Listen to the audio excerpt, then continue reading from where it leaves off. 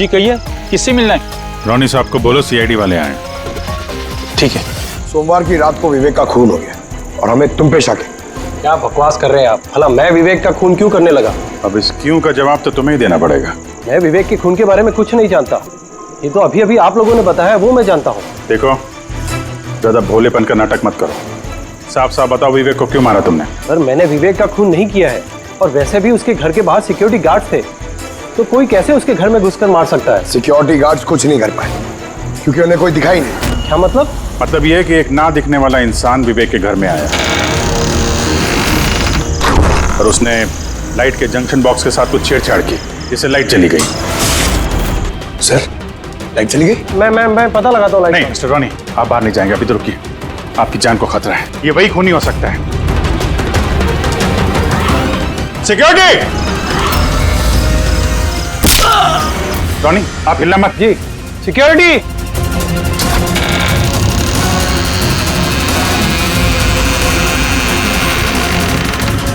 कौन है उधर? सर, सर, हैं? यहाँ पे? कौन है? कोई था यहाँ पे? कौन है? हैं? कोई दिखा? नहीं। रोनी, हिलना मत। सिक्योरिटी, लाइट ऑन करो। सर, मैं बाहर जाता हूँ। देखो। Oh no, Pankaj!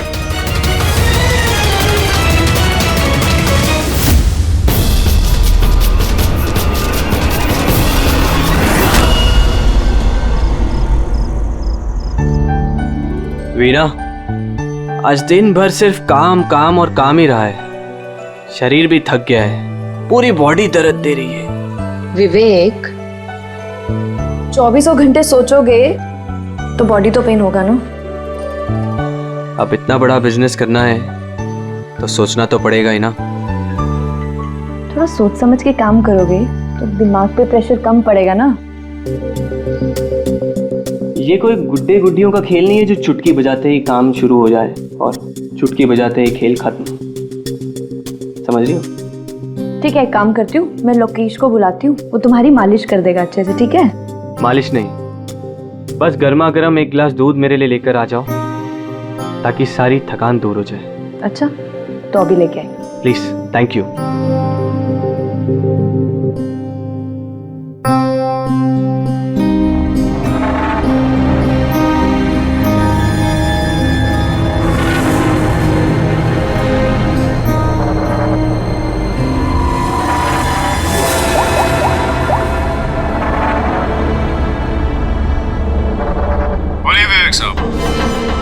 सब ठीक ठाक है? हाँ साहब, सब ठीक है, एकदम ट्रैक पे है। काम हो जाएगा ना?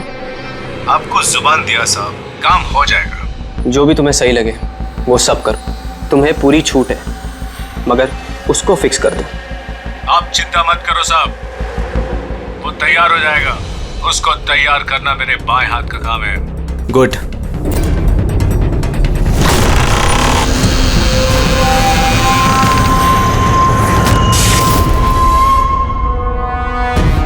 ये लाइट्स को क्या हो गया? वीना, वीना तुम हो? वीना, तुम बोलती क्यों नहीं? ये लाइट्स कैसे चली गई? लोकेश, वीना, कौन है? कौन है यहाँ पे? वीना, मजाक मत करो। देखो देखो, मैं अंधेरे से नहीं डरता। विवेक साहब! विवेक साहब! विवेक साहब! लोकेश! वीना! लोकेश, जल्दी आओ, कोई है कमरे में। विवेक साहब! विवेक साहब, दरवाजा खोलिए! विवेक साहब! विवेक साहब!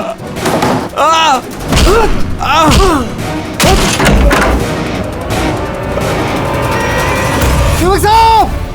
मालकिन! विवेक साहब! विवेक साहब! विवेक साहब! मालकिन! विवेक साहब!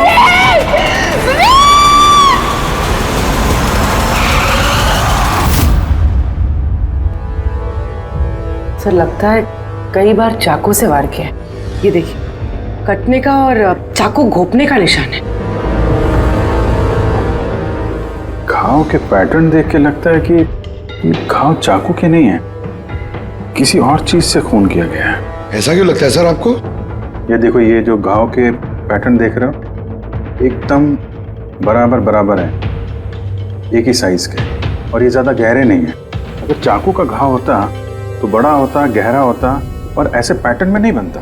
मतलब सर, चाकू जैसा ये कोई छोटा हथियार है और उसे बार बार मार के खून किया। लगता तो ऐसा ही है यार। आप कहाँ थे आप जब ये खून हो? साहब मैं नीचे अपने कमरे में था। जब विवेक साहब की चीखने की आवाज सुनी तो मैं दौड़ के ऊपर आया। साहब मैंने दरवाजा खोलने की बहुत कोशिश की, लेकिन दरवाजा अंदर से बंद था। विवेक साहब अंदर से जोर जोर से चिल्ला रहे थे, इसलिए मैं दरवाजा तोड़ के अंदर गया और मैंने देखा कि जब दौड़ के अंदर आए तो आपने खूनी को नहीं देखा यहाँ पे? यही तो अजीब है साहब, खूनी दिखा ही नहीं। दरवाजा बंद था अंदर से? हाँ साहब।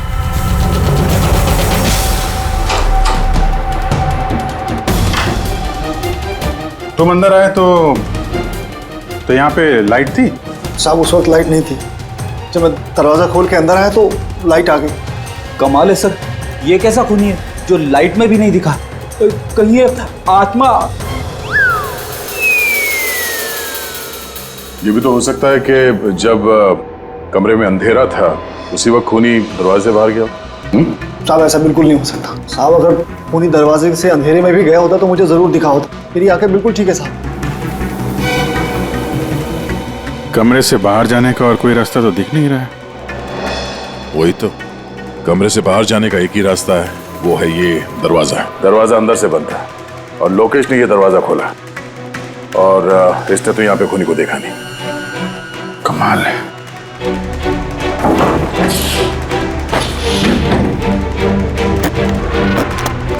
क्योंकि अंदर से बंद है, यहाँ से तो खूनी आ नहीं सकता। तो खूनी अंदर कैसे आया? और फिर बाहर जाते हुए किसी को दिखा नहीं? सर, मेरी दादी एक भूतिया कहानी सुनाती थी। पंकज, एक तो ये कहानी नहीं है, हकीकत है, और ये भूतिया नहीं है। सर ये हकीकत है, लेकिन भूतिया ही लगता है ना। कोई यहाँ पर आता है, बिना हथियार के खून करता है और चले जाता है। कहाँ से? जाने का तो यही एक रास्ता है, ये दरवाजा। लेकिन सर वीना तो सीढ़ियों से ऊपर आ रही थी, और अगर खूनी यहाँ से जाता तो उसे दिखता जरूर। कमाल है यार, ये लाइट का आना जाना, इसका कुछ ना कुछ कनेक्शन है इस केस के साथ। लाइट का जंक्शन बॉक्स कहाँ पे है?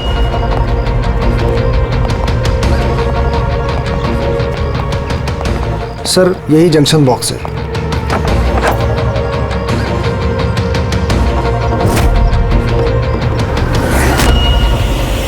इधर आओ जरा। कल तुम ही ड्यूटी पे थे? मैं तो गेट पे था साहब। तुम्हारे गेट पे रहते कोई घर में घुस के खून कर गया, तुम्हें पता नहीं चला? देखिए साहब, मैं अपनी ड्यूटी पे अलर्ट रहता हूँ, ना कोई अंदर आया है ना कोई बाहर गया है। अलर्ट? तो क्या खूनी हवा में आया, हवा में गायब हो गया है? ये लाइट स्विच ऑफ किसने की थी यहाँ से? पता नहीं साहब, अचानक ऑफ हो गई। मैंने सोचा फ्यूज उड़ गया हो।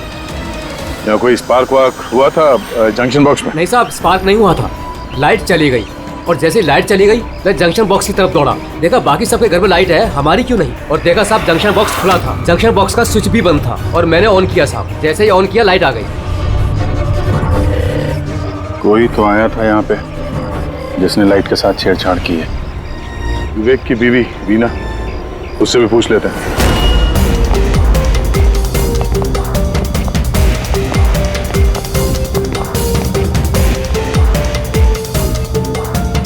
वीना जी, हमें मालूम है ये बड़ा मुश्किल समय है आपके लिए, पर हम लोग भी थोड़े हैरान हैं कि यहाँ पे सबके रहते हुए विवेक का खून हो जाता है और किसी ने भी खूनी को देखा नहीं। सर इस बात का जवाब मेरे पास भी नहीं है। मैं खुद हैरान हूँ, खूनी कहाँ से हवा बनकर आया और कहाँ चला गया। मैं मेरे बच्चों को क्या जवाब दूंगी सर, उन पर क्या बीतेगी? हिम्मत रखो, समय के साथ साथ बच्चे भी समझ जाएंगे। आप कौन है? सर मैं विवेक का बिजनेस पार्टनर हूँ। मेरा नाम राकेश है और मैं अभी जापान से लौटा हूँ। किस सिलसिले में जापान गया था? सर एक बिजनेस के मामले में गया था। क्या बिजनेस क्या करते हैं? सर विवेक और राकेश एक जापान में ऑयल बेसिन का बिजनेस शुरू कर रहे थे, जापान की सी में। जॉइंट वेंचर था इंडिया और जापान में। दोस्त तो गया ही, पता नहीं अब कंपनी का क्या होगा? विवेक की किसी से कोई दुश्मनी थी क्या, या आजकल कुछ स्ट्रेस में हो, कोई धमकी भरे फोन, ऐसा कुछ? नहीं सर, कभी किसी की धमकी या फिर कुछ ऐसा उन्होंने नहीं बताया, लेकिन वो जापान की डील को लेकर काफी टेंशन में रहते थे। किस तरह की टेंशन? डील होगी भी या नहीं। लेकिन सर एक बात और थी। क्या?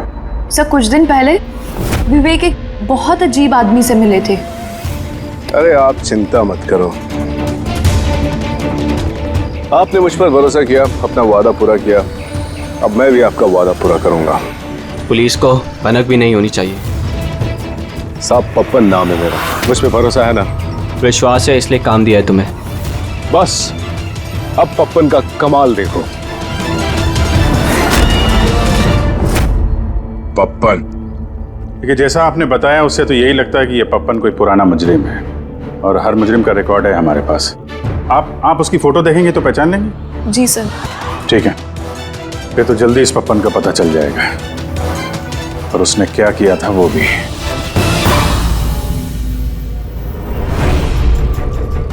आप लोगों का शक एकदम सही बस, ये खून चाकू से नहीं हुआ। तो फिर किस हथियार से हुआ जो कोई भी देख नहीं पाया, यहाँ तक कि लोकेश को भी वो हथियार दिखाई नहीं पड़ा? हाँ बॉस, हथियार भी नहीं नजर आया, और कमाल की बात है खूनी भी दिखाई नहीं दिया। ये तो पहली हो गई, खून हुआ, खून ही नजर नहीं आया। घाव चाकू जैसे हैं लेकिन खून चाकू से नहीं हुआ। पहेली तो है अभिजीत, और इस पहेली को सॉल्व करने के लिए आप लोगों को कड़ी मशक्कत करनी पड़ेगी।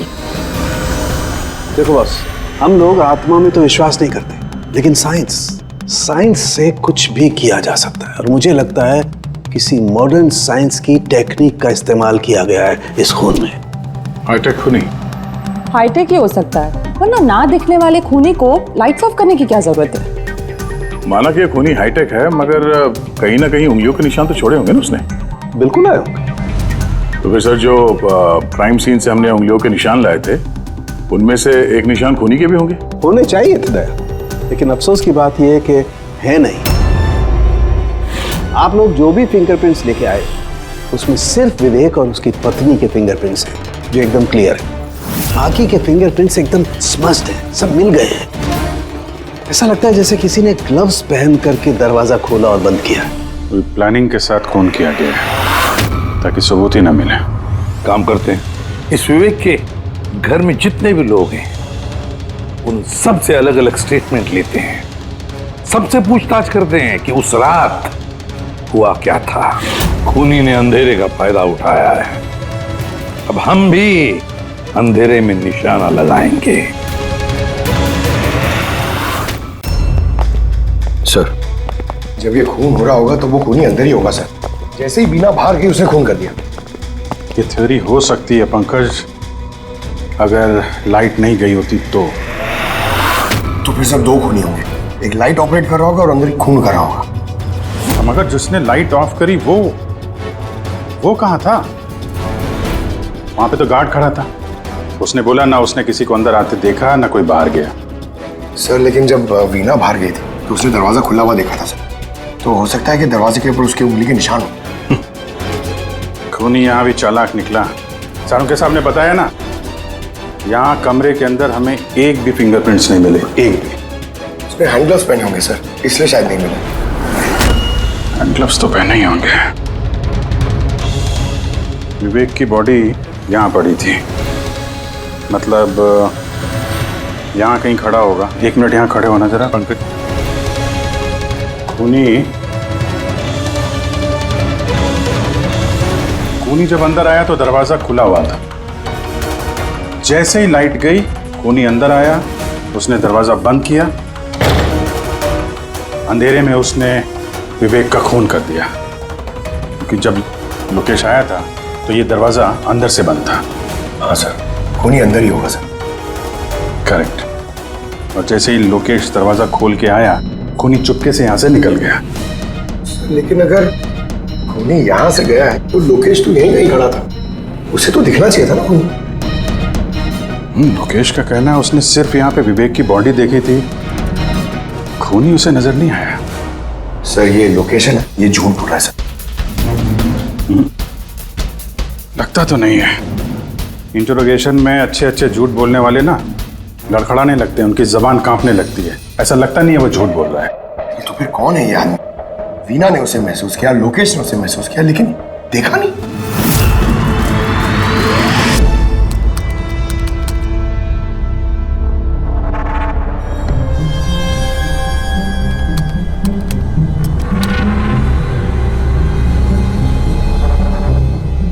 सर, मरने से पहले विवेक ने जिस नंबर पे फोन किया था वो नंबर एक दिन पहले चोरी हो गया था और अब वो अनअवेलेबल आ रहा है। अनअवेलेबल है तो जरूर पप्पन का होगा दया, पप्पन का नंबर होगा।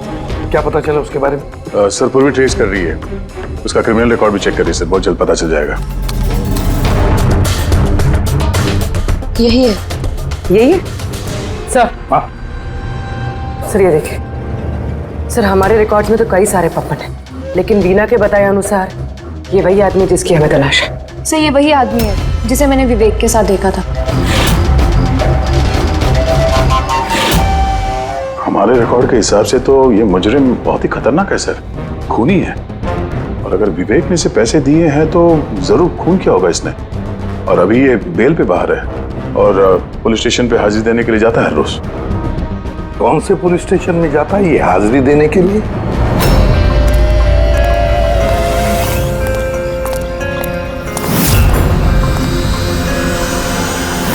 सर यहां से पास हो गया। सब्जी ले लो भाई, सब्जी ले लो, सब्जी ले लो।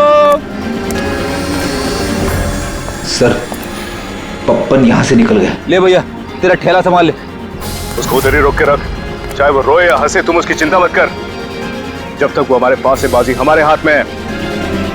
तुम लोग मेरा इंतजार करो, और कुछ भी गड़बड़ हुआ ना, तुम में से किसी को नहीं छोड़ूंगा मैं। ये चिड़ी का गुलाम तुम्हारी तरफ गया था, देखना जरा।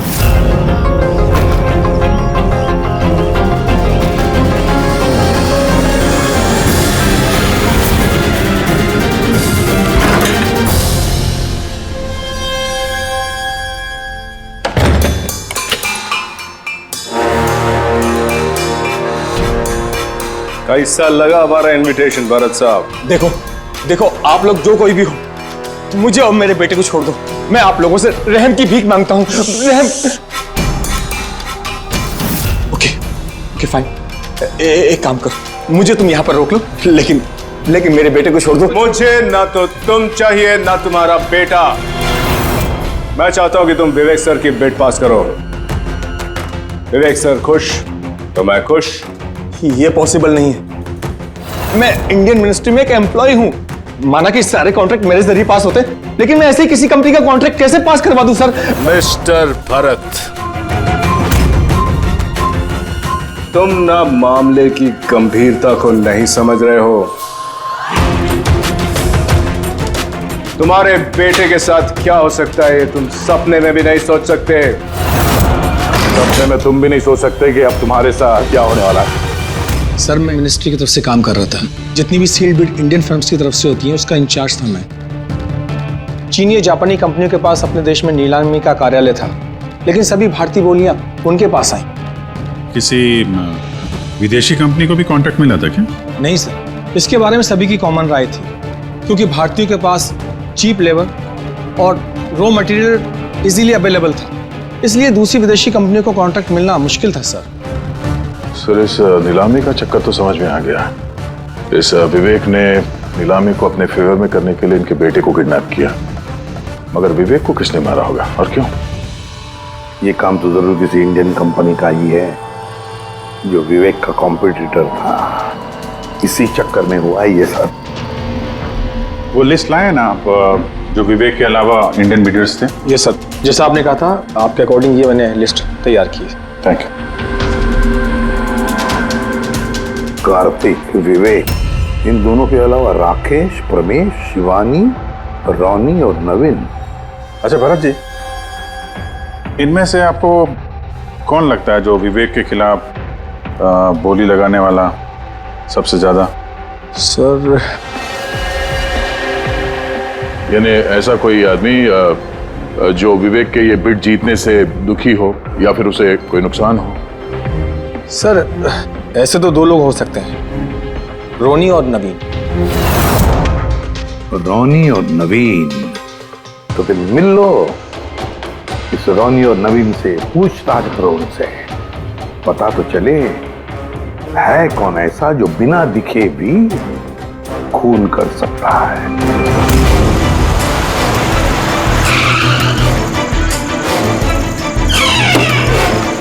जी कहिए, किससे मिलना है? रोनी साहब को बोलो सीआईडी वाले आए।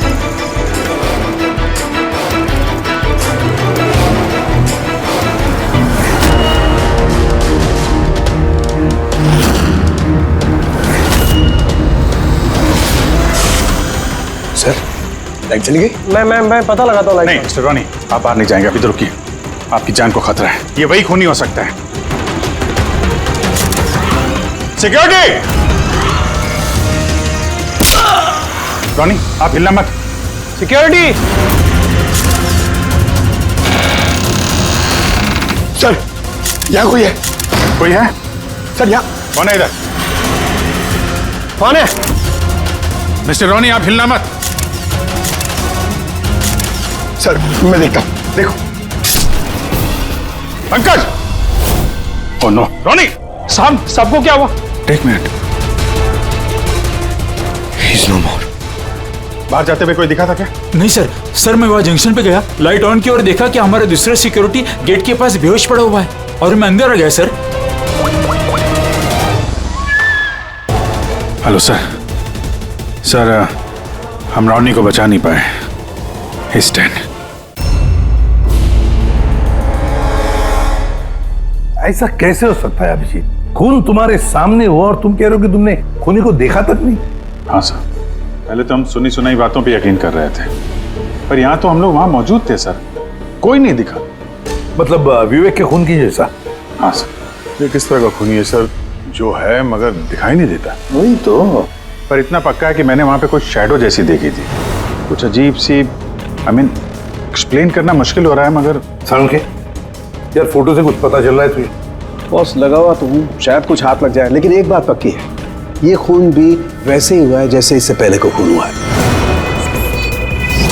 ये देखो बस, ये देखो यहाँ फोटो में ये हल्की सी रोशनी में ये कुछ आकृति दिखाई दे रही है, शैडो जैसी, बिना आकार के। ये क्या है ये समझ में नहीं आ रहा है। सालून के साहब, मैं पहले से कह रहा था, ये जरूर कोई आत्मा है। सर वो जो कोई भी था, मैंने उसे महसूस किया था सर, मैंने उसे पकड़ने की कोशिश की लेकिन वो हाथ में ही नहीं आया। देखो यार, ये आत्मा कुछ नहीं होता। बॉस ये क्या है ये अभी तक पता नहीं लगा पाया। ये किस किस्म का हथियार इस्तेमाल किया इस खूनी ने? ये बॉस, ये हथियार है, इसे शूरिकेन कहते हैं बॉस। शूरिकेन? तो इस तरह का हथियार तो मैंने मार्शल आर्ट्स वाली फिल्मों में देखा है। अरे इसे तो वो निंजाज यूज करते हैं, वो निंजा। सर ये जापानीज हथियार है, निंजाज इस टाइप के हथियार इस्तेमाल करते हैं। जापान निंजा, और ये ऑक्शन भी जापान में होने वाला है सर, तो कहीं इन सबका कनेक्शन जापान से तो नहीं? बिल्कुल है, जापान से कनेक्शन है। इस राकेश से मिलना पड़ेगा, वही गया था ना जापान किसी डील के बारे में बात करने। राकेश तुम विवेक के पार्टनर हो, है ना? तो तुम तो जरूर जानते होंगे कि विवेक ने बिड हासिल करने के लिए पप्पन नाम के किसी गुंडे को हायर किया था, भरत के बेटे को किडनैप करने के लिए, है ना? नहीं सर, इसके बारे में मुझे कुछ भी मालूम नहीं।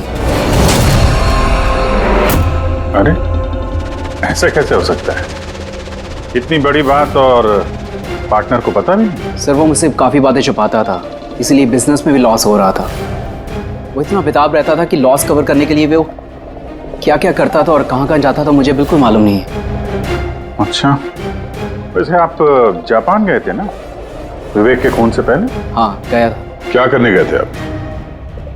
ऑयल रिग प्रोजेक्ट का मामला था, इसके लिए मैं जापान गया था, मगर विवेक यहीं से सारे ऑपरेशन हैंडल कर रहा था। ऑयल रिग का प्रोजेक्ट? तो क्या क्या प्रोजेक्ट था, जरा डिटेल में बताओ तो सही। जापान में एक द्वीप है जिसे ऐतिहासिक और पवित्र माना जाता है। वहाँ के लोग ऑलरिक प्रोजेक्ट को लगाने के लिए मना कर रहे थे। पवित्र समंती द्वीप, क्या पवित्र है उस आइलैंड में? कुछ पुराने योद्धाओं को वहाँ पे दफनाया गया था, जैसे समुराइज, रॉनिन्स और निंजास।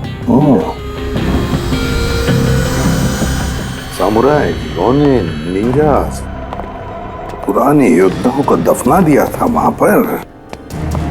सर ये कोई इत्तेफाक है या कुछ और?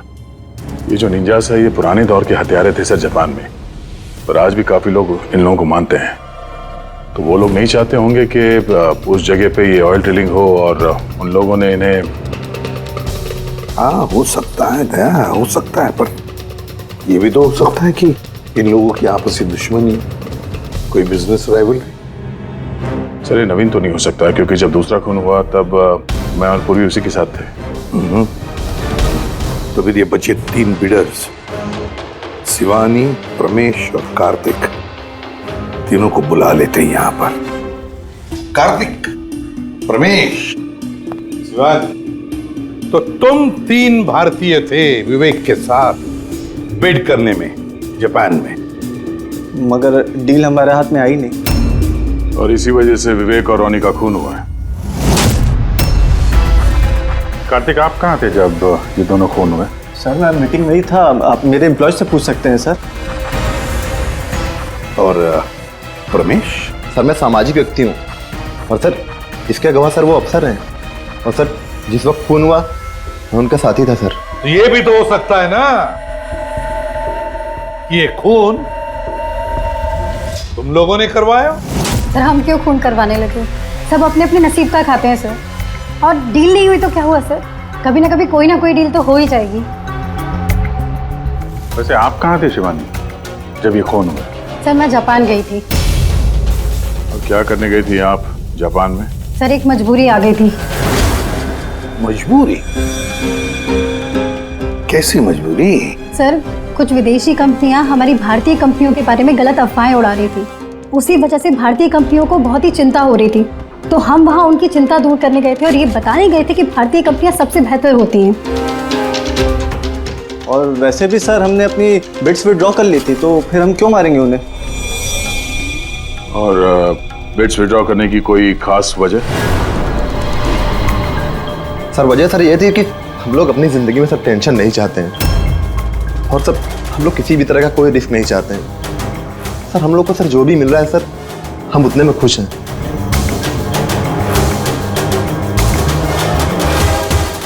सर अब तो ये नवीन ही बचा, इसने तो बिड भी वापस नहीं लिया।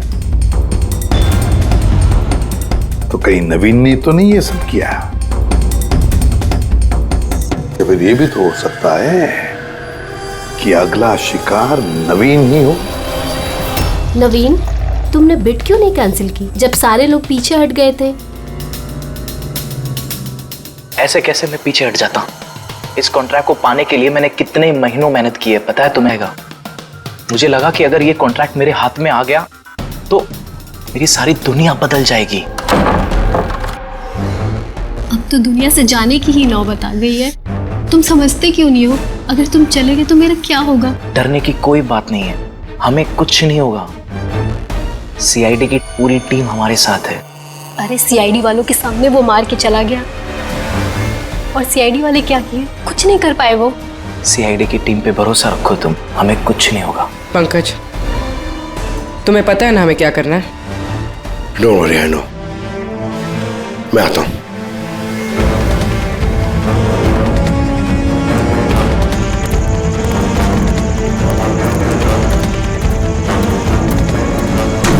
ये है वो जंक्शन बॉक्स जिसकी वजह से सारा पंगा हो रहा है। मैं देखता हूं ये कौन है। ये जगह सही है।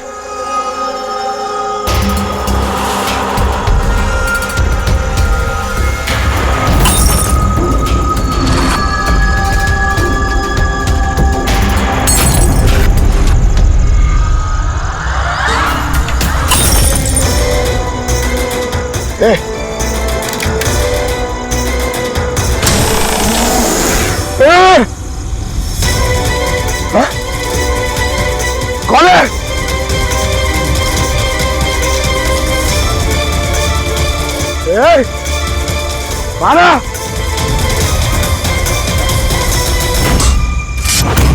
नवीन, ये लाइट को क्या हो गया? अरे कुछ नहीं हुआ। नहीं नहीं, वो आ गया है। कुछ नहीं होगा, कुछ नहीं होगा आपको, प्लीज रिलैक्स हो जाइए।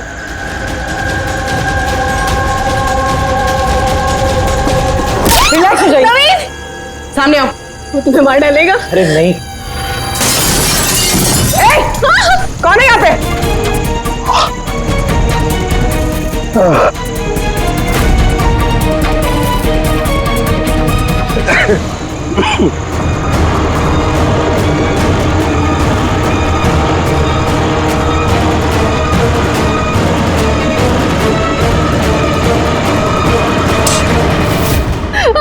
आप लोग ठीक है?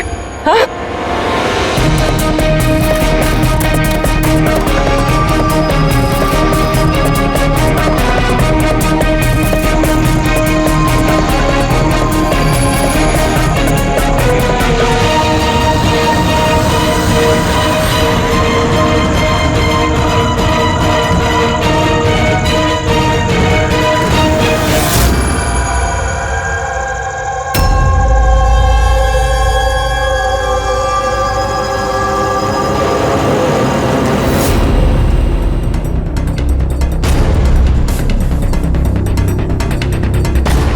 सर, मैंने वहां पर 6 गोलियां चलाई थी।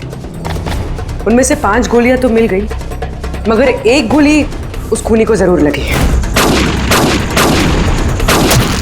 एक गोली खूनी को लगी है तो पूरी तुम यकीन नहीं साथ कैसे कह सकती हो कि 6 में से एक गोली खूनी को लगी है? क्या वहां पे कोई खून वगैरह गिरा था? नहीं सर, खून तो नहीं था वहां पर, लेकिन गोली लगने की आवाज जरूर आई थी।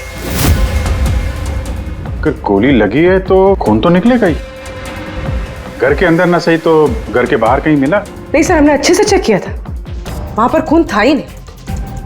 हो सकता है सर खूनी ने बुलेट प्रूफ वेस्ट पहन रखी हो। और सर, ये भी तो हो सकता है कि ये काला कपड़ा उस बुलेट प्रूफ वेस्ट का टुकड़ा हो। सर के इस काले कपड़े के टुकड़े से कुछ पता चल रहा है तुझे? नहीं बॉस, इस कपड़े पर से भी खून के ट्रेसेस तो नहीं मिले। खून के अलावा कुछ मिला तुझे? हाँ, ये कपड़ा इतना काला है कि विश्वास नहीं होता है।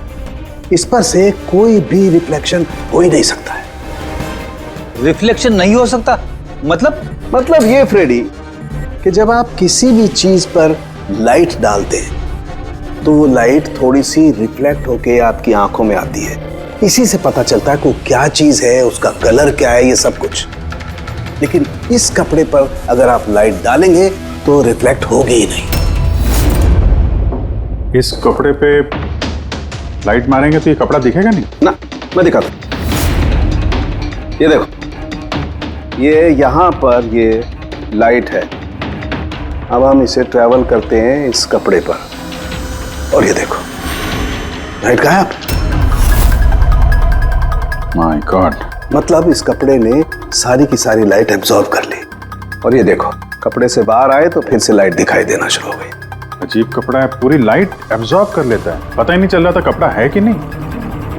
एक साउंड के नवीन की जान को खतरा है, जो भी है जल्दी बता दे। बॉस, मैं जानता हूं कि ये क्या है और खून कैसे हुआ है।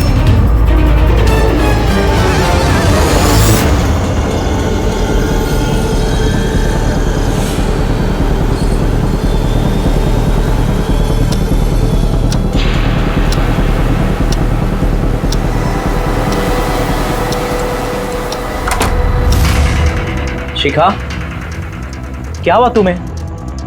क्यों इतनी परेशान लग रही हो? हमें कुछ नहीं होगा, रिलैक्स हो जाओ। कैसे रिलैक्स हो जाओ?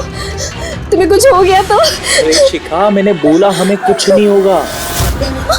नवीन, ये लाइट कैसे चली गई? अरे नवीन, वो आ गया है। कोई नहीं वो तुम्हें मार डालेगा।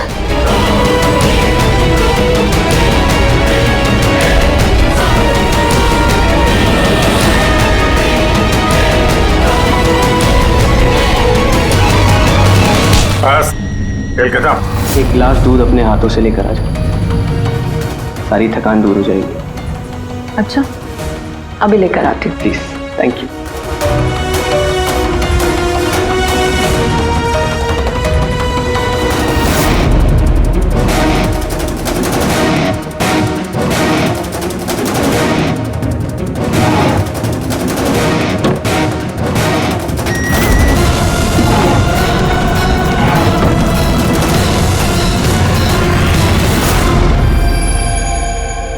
मैंने सोचा नहीं था कि कोई मुझे भी पकड़ सकेगा।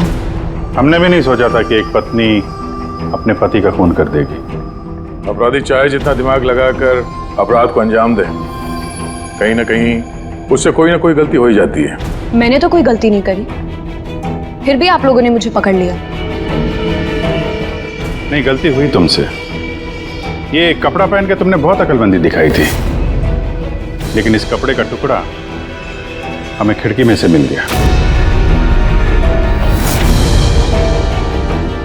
और खिड़की पे फंसा हुआ वो कपड़ा हमारे लिए सबूत बन गया, और उसी कपड़े की वजह से तुम हमारी पकड़ में आ गई। ये कैसा कपड़ा है सर? मैंने इसके बारे में पहले सिर्फ सुना था बॉस। मुझे पता नहीं था कि इसका इस्तेमाल किया जा सकता है, वो भी इस तरीके से। इसे जिस जिस व्यक्ति ने बनाया उसने अपने हिसाब से इसको नाम दिया, लेकिन एक बात पक्की है, ये दुनिया की सबसे ज्यादा काली चीज है। मैं तो कुछ समझा नहीं। सीधे तरीके से ये बात है फ्रेडी कि अगर इस कपड़े का कोई सूट बना करके पहन लेगा, वो व्यक्ति आपको दिखाई नहीं देगा तब तक जब तक कि उसके आसपास की सारी लाइट्स एलिमिनेट ना हो जाए। वो दिखाई नहीं देगा। अगर दिखाई देगा तो सिर्फ एक आकृति दिखाई देगी, एक छाया, वो भी बिना किसी रूप के। ये एक 3D से 2D में बदल जाने की प्रक्रिया है। अरे सर, कोई तो लाइट होगी जिससे ये दिखे। ऐसी कोई लाइट नहीं है, ना इंफ्रारेड लाइट, ना यूवी लाइट, ना ही लाइट स्पेक्ट्रम। अभिजीत, नवीन से कहो कि वो बिड विड्रॉ ना करें और ये इंफॉर्मेशन सब में फैला दो। सर, इस बात के फैलते ही उस पर फिर से हमला हो सकता है। यही तो हम चाहते हैं पूर्वी, यही तो हम चाहते हैं। ये ब्लैक फैब्रिक लाइट को एब्जॉर्ब कर लेता है, लेकिन हीट को एब्जॉर्ब नहीं करता। हीट को तो रिफ्लेक्ट करेगा ही। हम खूनी को पकड़ेंगे थर्मल विजन से।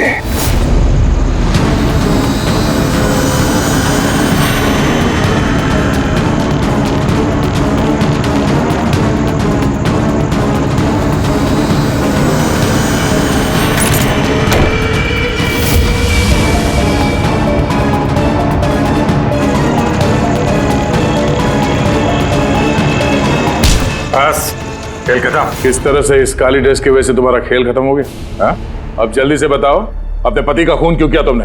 नफरत थी मुझे उससे। उसकी बीवी कहलाते हुए भी मुझे शर्म आती थी। क्यों?